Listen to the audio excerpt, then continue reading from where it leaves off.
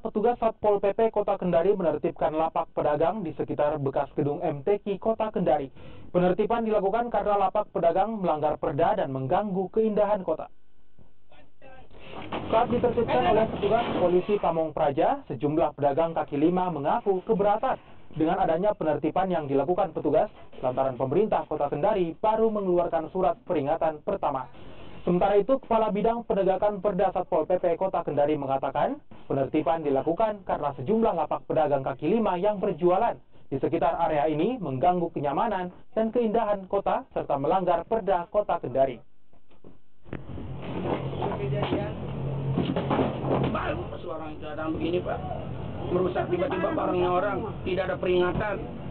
Bukan peringatan itu yang kemarin semua menyampaikan, tolong susun kursi meja. Nah, turun kursi meja, jangan sampai ada terhambur. Bilang, oh iya Pak, paginya sudah tidak ada terhambur lagi. Kenapa sekarang tiba-tiba datang langsung semua dirusakkan? Tidak ada peringatan, Pak. Bukan begitu caranya sebagai petugas. Mantau aktivitas pedagang-pedagang malam.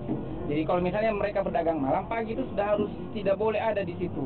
Apalagi ini sepanjang jalur-jalur protokol itu tidak boleh ada lapak-lapak, tidak boleh ada tenda-tenda yang masih terpasang pada saat pagi hari. Kalau malam silakan mereka berjualan, kita tidak larang karena memang itu perputaran ekonomi kan dari situ juga, Pak. Jadi tapi